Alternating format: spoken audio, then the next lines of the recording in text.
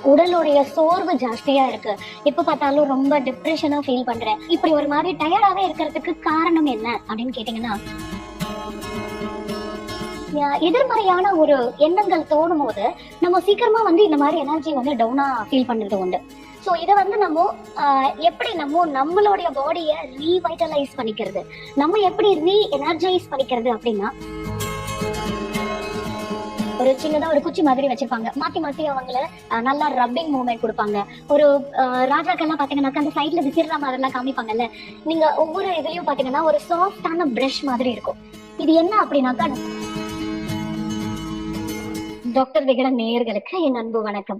Doctor வைதீபா, அரசு யோகா மற்றும் இயற்கை மருத்துவ கல்லூரி மற்றும் மருத்துவமனை. இன்னைக்கு நம்ம பார்க்க போற டாபிக் என்ன அப்படின்னு பாத்தீங்கன்னாக்கா, நம்ம என்கிட்ட நிறைய பேஷண்ட்ஸ் டெய்லி வருவாங்க. அவங்களுடைய கம்ப்ளைண்டே என்னன்னாக்கா, மேடம் எனக்கு சுகர் இல்ல, பிபி இல்ல, எனக்கு கொலஸ்ட்ரால் இல்ல, எந்த கம்ப்ளைண்ட்டுமே இல்ல, ஆனா உடலுடைய சோர்வு ஜாஸ்தியா இருக்கு.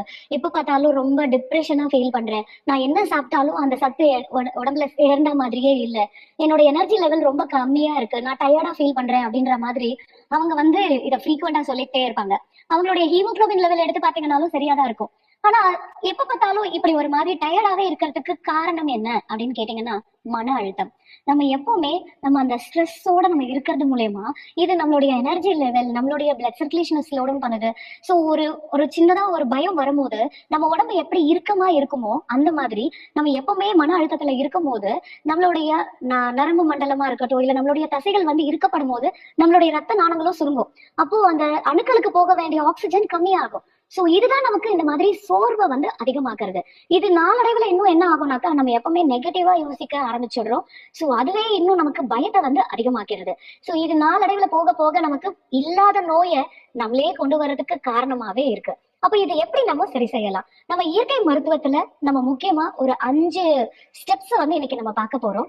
இந்த 5 ஸ்டெப் நம்ம ரெகுலரா அதை கரெக்டா ஃபாலோ பண்ணிட்டு வந்தோம் அப்படின்னா ஆரோக்கியமா இருக்கலாம். அதுல முதல் ஸ்டெப் என்ன அப்படின்னு கேட்டீங்கன்னா, எப்சம் சால்ட் பாத்ன்னு சொல்லுவாங்க. அதாவது நம்ம மெக்னீசியம் சல்ஃபேட்னு சொல்லுவோம்ல, அதை தான் நாங்க எப்சம் சால்ட்னு சொல்லுவோம். இந்த உப்பை நாங்க ஒவ்வொரு ட்ரீட்மெண்ட்லயும் யூஸ் பண்ணுவோம். இப்ப எக்ஸாம்பிள் இடுப்பு குளியல் கொடுக்கும் போது சில நேரத்துல கொடுப்போம். கால் வலி இருக்கு அப்படின்னாக்கா அவங்களுக்கு சுடுதண்ணியில கால்ல அந்த ஃபுட் பாத் கொடுக்கும் போது அந்த எப்சம் சால்ட் கொடுப்போம். ஸோ ஜென்ரலாவே நம்ம குளிக்கிற போது ஒரு கைப்பிடி எப்சம் சால்ட் அதை நம்ம அந்த தண்ணியில கலந்துட்டு, வெது வெதுப்பான தண்ணியில ஒரு கைப்பிடி அளவுக்கு நம்ம அந்த எப்சம் சால்ட்டை போட்டு நல்லா மிக்ஸ் பண்ணிட்டு ஒரு 10 மினிட்ஸ் அது நல்லா மிக்ஸ் ஆகட்டும். அதுக்கப்புறம் நீங்க ஜென்ரலா குளிக்கிற குளியலே குளிச்சாலே போதும். வாரத்துல 2 நாள் எடுத்துக்கிட்டீங்கன்னா கூட போதும். இதுல இன்னொரு விஷயம் என்ன இருக்கு தெரியுமா? நமக்கு நிறைய நெகட்டிவ் எனர்ஜி, நம்ம சில நேரத்துல நிறைய ஒரு எக்ஸலண்டா நம்ம பண்ணியிருப்போம், இல்ல நம்ம கிட்ட இருக்கக்கூடிய சில விஷயங்கள் நம்மளுடைய கூட இருக்கிறவங்களுக்கோ இல்ல மத்தவங்களுக்கோ அதை பார்க்கும் போது எதிர்மறையான ஒரு எண்ணங்கள் தோணும் போது நம்ம சீக்கிரமா இந்த மாதிரி எனர்ஜி டவுனா ஃபீல் பண்றது உண்டு. சோ இதை நம்ம எப்படி நம்மளுடைய பாடியை ரீவைட்டலைஸ் பண்ணிக்கிறது, நம்ம எப்படி எனர்ஜைஸ் பண்ணிக்கிறது அப்படின்னா எப்சம் சால்ட் தான் பெஸ்ட். ஆக்சுவலா இந்த மாதிரி எனக்கும் ஒரு ஃபீல் இருந்துச்சு. அப்போ என்னுடைய தோழி சொல்லும் போது, ஏண்டி நீ நம்மளுடைய தெரப்பிலேயே இதை மிஸ் பண்ணிட்டியே அப்படின்னு சொல்லி இதை எனக்கு ஞாபகமும் படுத்தியிருந்தா. இதை வாரத்துல 1 நாள் இல்ல 2 நாள் ஆகுது. இது நம்ம குளியல்ல குளிக்கும் போது, இந்த தண்ணியில உப்பு போட்டு நம்ம குளிக்கும் போது நம்மளை சுத்தி இருக்கக்கூடிய ஆராவை கிளென்ஸ் பண்றோம், நம்மளுடைய எனர்ஜியை கிளென்ஸ் பண்றோம். சோ அந்த நெகட்டிவிட்டியில இருந்து நம்ம தூரமா இருந்து நம்மள ரீவைட்டலைஸ் பண்ணிக்கிறது. இதுல சயின்டிபிக்கா சொல்லணும்னா மெக்னீசியம் நம்மளுடைய ஸ்கின் மூலமா அப்சர்வ் ஆகி இது பாடியை டீடாக்ஸ் பண்ணுங்க, பெஸ்ட் டீடாக்சிபிகேஷன். அது மட்டும் இல்ல, இந்த சல்ஃபர் என்ன பண்ணும் அப்படின்னா நம்ம உடம்புல இருக்கக்கூடிய கழிவுகளை வெளியேற்றுறது மட்டும் இல்லாம நம்மளுடைய செல்களை புதுப்பிக்கிறதுக்கும் இது ஹெல்ப் பண்ணுது. சோ இது நம்ம உள்ளுக்கு எடுக்கணும்னு அவசியம் இல்லை. நம்ம இந்த மாதிரி பாத் பண்ணும் போதே அது த்ரூ ஸ்கின் மூலமா அப்சர்வ் ஆகி டீடாக்சிபிகேஷன் எஃபெக்ட் நமக்கு கொடுக்கும். அடுத்தது பாத்தீங்கன்னா கிரவுண்டிங் அப்படின்னு சொல்லக்கூடியது. நம்ம பூமிக்கும் நமக்கும் இருக்கக்கூடிய அந்த பந்தத்தை அதிகரிக்கிறதுக்கு நம்ம எப்பயாவது, அதாவது அட்லீஸ்ட் ஒரு நாளைக்கு ஒரு 2 மணி நேரமாவது செருப்பு இல்லாம நம்ம தரையில நடக்கிறது நல்லது. அதுவும் தரையிலன்னும் போது நம்ம இப்பெல்லாம் டைல்ஸும் மார்பிள்ல தானே இருக்கும். அது இல்லாம மண்ணுல இல்ல நம்ம அந்த சிமெண்ட் தரையிலையாவது நம்ம காலை படிச்சு நடக்கும் போது இது நம்ம உடம்புல இருக்கக்கூடிய அந்த எலக்ட்ரான்ஸை பேலன்ஸ் பண்றதுக்கு அந்த எலக்ட்ரோ மேக்னெட்டிக் வேவ்ஸ் சப்போர்ட் பண்ணும். சோ இதை நம்ம கூழாங்கல்ல நடக்கலாம், 8 வடிவத்துல நடக்கலாம், ஒரு ஃப்ரீயா நல்ல காத்தோட்டமா இருக்கக்கூடிய மாடியில கூட ஒரு 10 நிமிஷம் நம்ம மாடியில அப்படி நடந்து வந்தோம் அப்படின்னா செருப்பு இல்லாம இது நம்மளுடைய ஆற்றல் சக்தியை அதிகரிக்கும். இது புல்லுல நடக்கலாம், மண்ணுல, அதாவது இந்த பீச் மண் இருக்குல்ல அந்த மாதிரி சாஃப்ட் மண்ணுல நடக்கலாம், கள்ளி மண்ணுல நடக்கலாம். சோ இது எல்லாமே நம்மளுடைய அந்த ரிஃப்ளெக்ஸாலஜின்னு சொல்லக்கூடிய பாதத்திலையும் உள்ளங்கையிலையும் இருக்கக்கூடிய அந்த புள்ளிகளை தூண்டுறதுக்கு இது ஹெல்ப் பண்ணும். மூணாவது விஷயம் என்ன அப்படின்னு பாத்தீங்கன்னாக்கா கேஸ்டர் ஆயில் பேக். நான் வந்து ஆக்சுவலா பாத்தீங்கன்னா மேனிபுலேட்டிவ் தெரப்பியோடைய ஹெச்ஓடி. இந்த ட்ரீட்மெண்ட்டை மோஸ்ட்லி என்னோட பேஷண்ட்ஸுக்கு நான் அட்வைஸ் பண்ணாம இருக்கவே மாட்டேன்.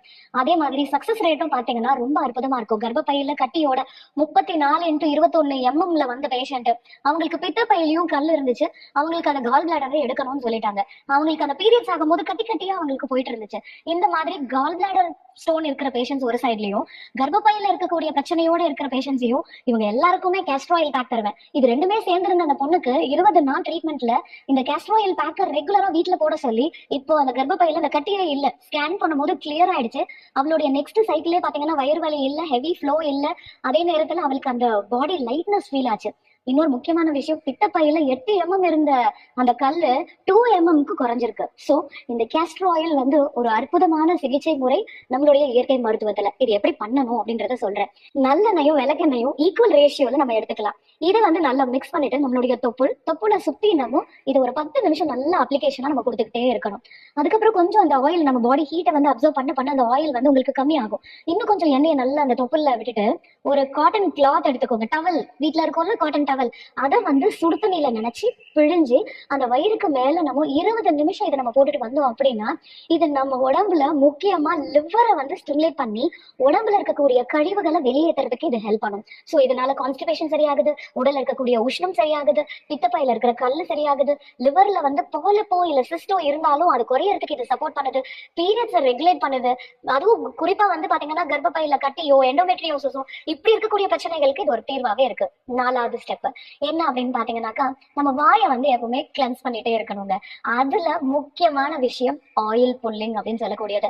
இந்த ஆயில் புல்லிங் வந்து பாத்தீங்கன்னா அந்த காலத்துல இருந்து இதை கொண்டு வந்தாங்க. ஆனா நம்ம நடுவுல ஒரு ஆடு பார்த்து இதை வந்து ஒரு கேலியும் கிண்டலுமா தான் போயிட்டோமே தவிர அதோடைய பலன் என்ன அப்படின்றத நம்ம மறந்துட்டோம். ஆக்சுவலா டெய்லி காலையில நல்லெண்ணெய ஒரு 10 ml நம்ம வாய் ஃபுல்லா எடுத்து நம்ம வாய் முழுக்க அதை ஒரு 10 நிமிஷம் நல்லா கொப்பளிச்சு நம்ம போடும் போது இது நம்ம வாயில வந்து வரக்கூடிய துர்நாற்றத்தை வந்து தடுக்குது, நம்மளுடைய ஓரல் ஹைஜீனை மெயின்டைன் பண்ணுது, ஆன்டி பாக்டீரியல் எஃபெக்டை ஏற்படுத்துது.